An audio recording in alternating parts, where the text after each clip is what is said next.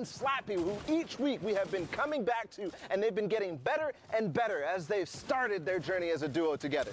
Absolutely. High-tier loot as well from everyone, so every shot that connects will connect hard. Clank now trying to find a way through with Posick. We'll see if they can come up. 5 eliminations up. Can they get more? The final placement points has been handed out. A shadow comes in, and he gets stopped and slapped away. Slappy going to get eliminated at the end over there. Some edits getting misplayed from Clank. Can he make it in? 46 HP, 26 now. A lot of damage taken, going to be detrimental towards the end of the game. Fanhood actually goes down, so Sheep is left by himself. Clank jumping all the way up. Looks like he actually gets eliminated by the Storm, trying to go for an advantageous position. Slappy actually got the elimination there because the Storm took him out, and Bumpa's still alive, so that point does connect, and they get into the top 5 as Super Evan goes down. Now it's a 1v1v1.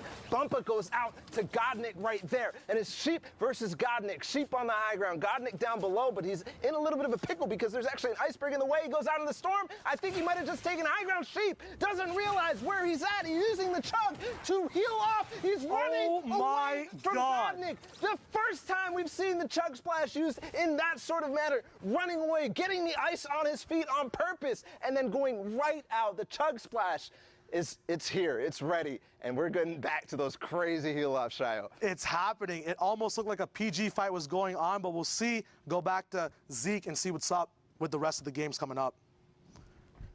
I like that rhyme. I'm about that, Shy. I like you. You're a really cool guy. Man, what an insane game there coming out. The Chug Splash, man. I'm telling you, we have not seen the ceiling for this item. And people are going to continue using it to do some really fun and crazy things like that. But great for the player to identify, you know what? I can just live. I'm just going to keep just splashing the ground. I'm good.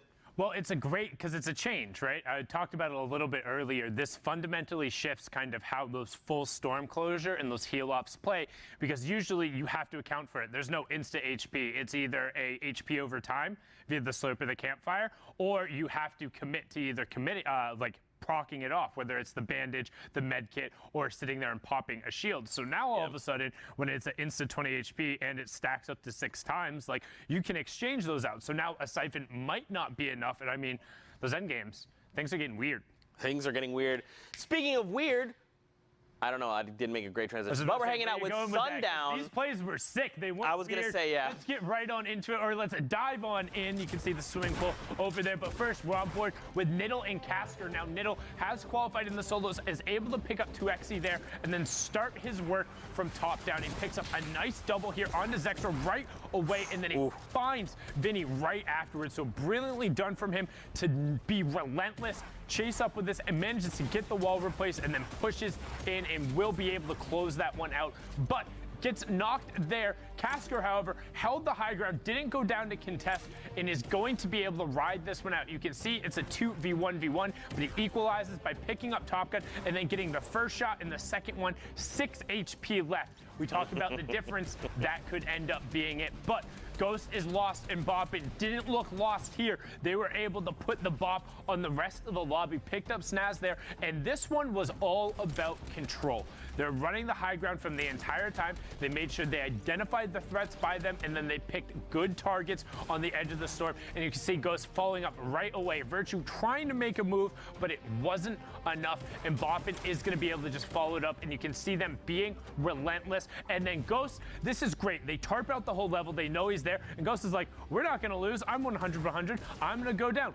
Every point matters. That one got them the 13th elim, and now we got Anthony and Riverson. So Riverson used to be the best of the West, now playing over in the East, trying to be a beast here, doing everything he can to get another qualification spot. He wants it so badly, picking up Twifo there and trying to push through. You can see he pulls up with a great flank and control around the zone to get TJ, stay in it, and then recognize the shot onto Bluff at the end. Just brilliantly done. We've seen Riverson before, and now trying to do it with the new duo of Anthony in the final week. We're used to seeing him with Persecute, but let's see if it's enough to get him up here on the standings.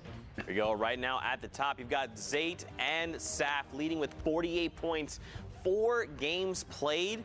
But right behind them, you've got the liquid duo of 72 and Vivid.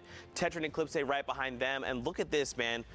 From top to bottom, an 8-point spread.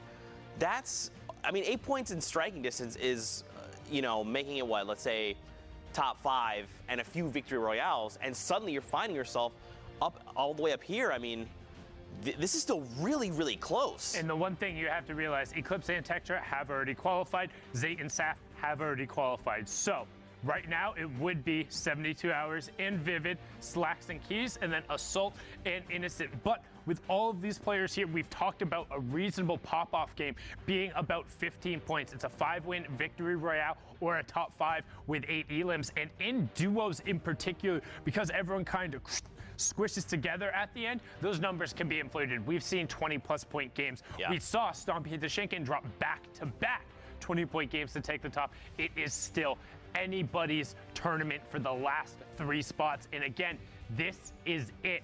After this, you're done. If you played on NA East, you can hang it up. If you're not going to New York, you get to watch with everyone else. That's right. And again, you know, if you're seeing these players and you don't recognize them, or maybe you do, just take a moment, send them some love. They're playing their hearts out right now, trying to punch their tickets. But of course, Fortnite fam, we're ready to hop back into more games. Thank you so much, Sona, for hanging out. We're going for a dip, so let's send it back over to Bala and Shy Wager. Thank you, Zeke. The titans of the entire server on solos and duos. A nice, varied, actually, rotation coming in. A ball sticking beside a flintlock pistol like a mother deer and her fawn as these guys move around the field at the moment. A lot of mats available as well, and they keep saving these mats as well when they use this type of rotation. I love the use of the flintlock as a rotational item. It's something that you can always basically count on finding at least one, or maybe a glider redeploy, shadows, or something. And that flintlock, hey, sometimes you have it and you're like, oh, I don't have any rotation, but it saves the day here as Dubs and Mega make their towards the zone.